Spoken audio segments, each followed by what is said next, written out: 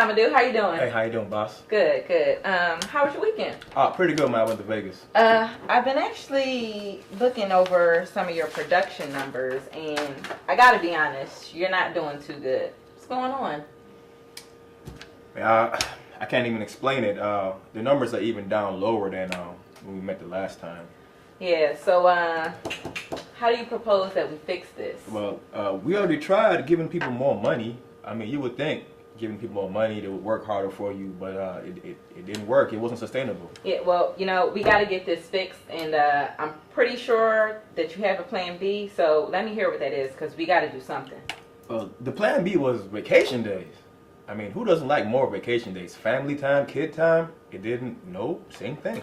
Yeah, from what I hear, and if I'm hearing you correctly, it sounds like you're trying to motivate them with external things. And while they help in the short term, they're very expensive and they don't last.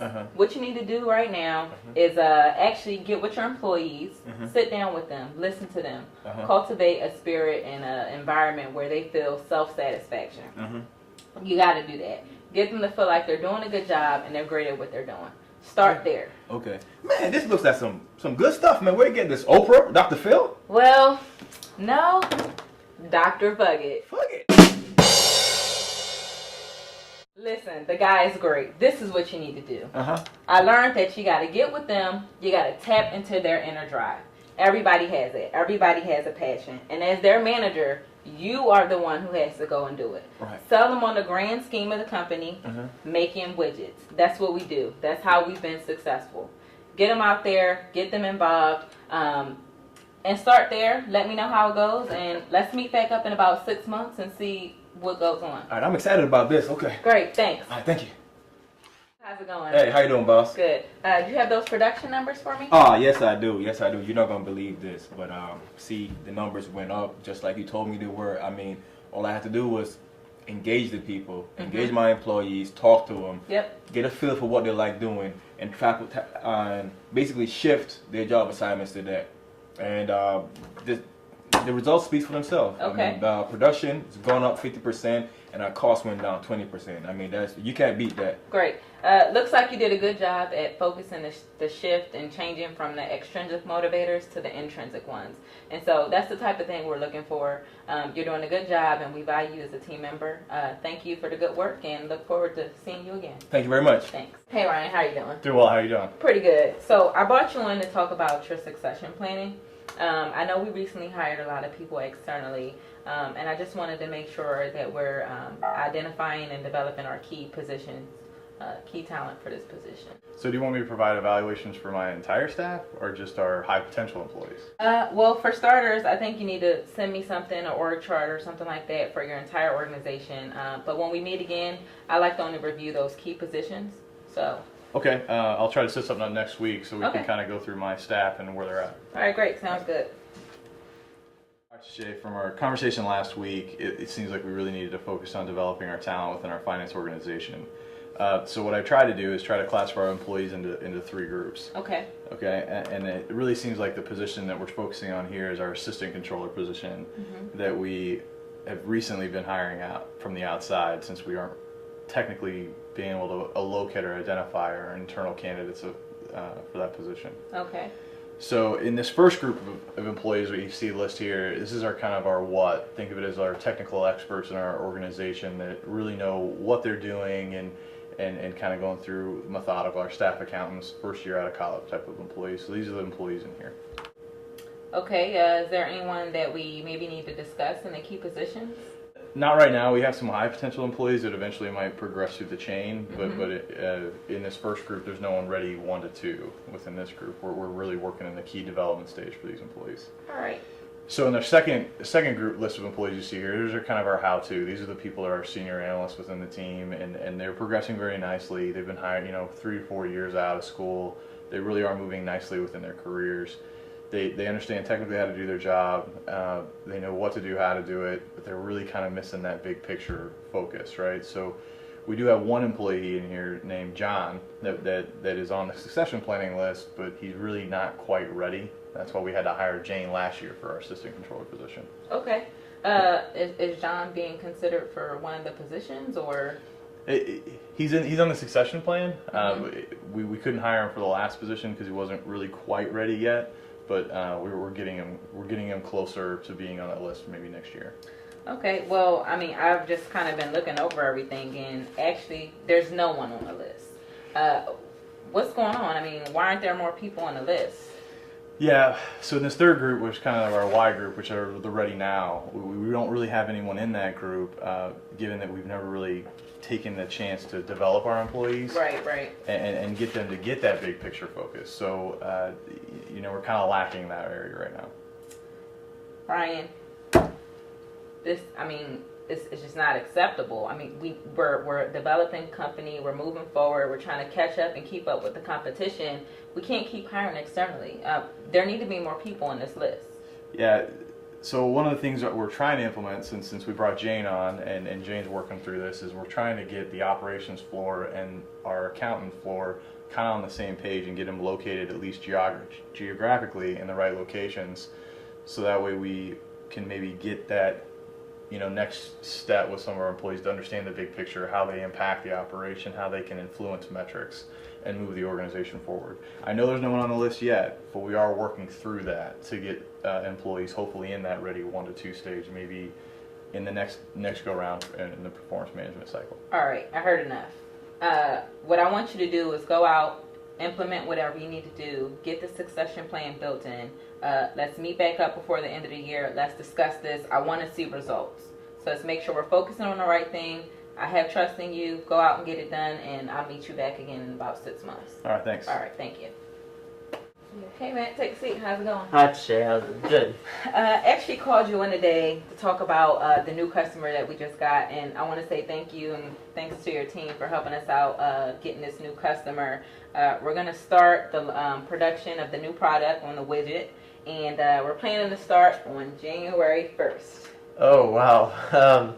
I mean, with all due respect, I think my team's a little overwhelmed as it is. They're underproducing this quarter, and I just don't think we can take on another product right now. Okay. You know what? Let's discuss that. Why do you think that is? Well, it's been roughly 6 months since the team began, and it just doesn't seem like the team's clicking. Each of the guys that are on my team are the top performers in their field, and for some reason they're just not meeting expectations as a whole. Well, I think maybe we should look at this from a goal-oriented, maybe a motivational aspect. Okay. Do you have any goals for your team? I mean, what are you expecting of them? Well, I want to increase production. Okay. I think that's attainable, but I think we need to get a little bit more specific. As far as production is concerned, I mean, how much do you want to increase by, and do you have maybe a time frame or a period in which you want to see that production increase? Absolutely.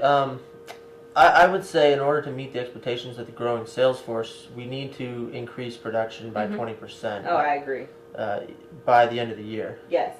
You know what? I think that's a good idea, but maybe we should table that and probably take a few steps back and think of this from a foundational aspect. Have you ever sat down and met with your team and asked about their goals? I have when they first started, and actually Scott told me that he expects to be a team lead with the company very shortly after starting. And Cindy, she says she's fine with where she's at. She just kind of wants to maintain pace. She likes what she does. She doesn't really want to grow anymore. Yeah. She just wants to keep getting paid. Sounds like Cindy. Yep. What a slacker. Well, this is the thing.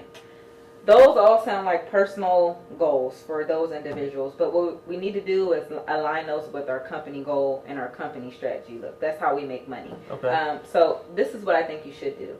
First of all, you need to get with your team and you need to get them involved in setting up some new goals for you guys. That way they'll be committed, they'll be attached, and they'll have some sort of thing to chase after. They also need to be aligned, these goals that you guys create, not only with their personal things that they want to attain or achieve in their careers, but also with your specific team, and also across with the company and what the company's goals are. So sit down with them, get them involved, follow the SMART rubric. It's really good.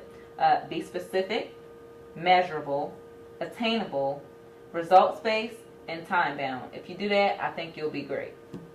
Okay, yeah, absolutely. And I mean, if those will help us increase our productivity, there should be no problem with taking on that product next year. Yeah, man. I thank you again. Your team's doing a phenomenal job, and appreciate you. Thanks to have you. Thanks for having me, Tashay. Tashay, look at this. What? Is this another gift from one of our suppliers? Unbelievable. You executives have it so easy. What can I say? It's a part of doing business. Besides, one day you'll be here in the same situation. You'll be getting all the gifts and everything. Besides, you'll soon realize that some of those suppliers you won't even consider. They're not taking you to 5-star hotels, to the fancy resorts, foreign trips, yacht parties. You know, like my friend Peter says, if it helps them and it helps us, then everybody wins. And what can I say? We're winning. Speak for yourself. I mean, you think it's okay to be taking all this stuff? I mean, I'm wondering if this kind of approaches on are we really crossing the line here? Listen, like I said, it's how you get your foot in the door. And it's a part of our industry. It's our culture. It's just the rules. It's the way we do business. You'll learn this one day. Besides, Ryan, it's chapter 1 in the book of Duh. All right. Looks like my boss is calling. Hey, boss. Hey, Tashay, how's it going? It's going pretty good. How are you? Well, unfortunately, there's a couple of things we need to discuss today. Okay. There's been a recent development from the survey conducted by HR, and it seems that people are very interested in the gifts you've been receiving and the business courtesies from some of our primary suppliers. Well, you know, boss, people have always been jealous of me. I mean, really, why are they concerned, though? Well, the gift seems to be a little excessive and show favoritism to you, although there are several people that work with our vendors. Okay, I mean, you receive gifts all the time. In fact, if I can recall, didn't you just go golfing with that big wave from our other suppliers? I mean, I don't see you getting questioned about your whining and dining. Gift giving and receiving is a normal occurrence throughout the holiday season. However, you should be aware that there are limits established within our corporate policies. Don't get caught up in all that. It's not the primary reason you're here. Okay, well, am I in trouble or something? I mean, why are you calling? Well, while we were doing our own investigation, based on some of the feedback we received, it also appears that the CEO of one of these vendors is your stepfather. Actually, to get your facts straight, that's my ex-stepfather. He and my mother have been divorced for 2 years. And I mean, yeah, we do still have a relationship with one another, but why does that even matter? There's no harm in that. Yeah, but unfortunately it looks like we've been working with this company for 5 years now, when he was still your stepfather. And that aligns with the time you came into the position. Okay.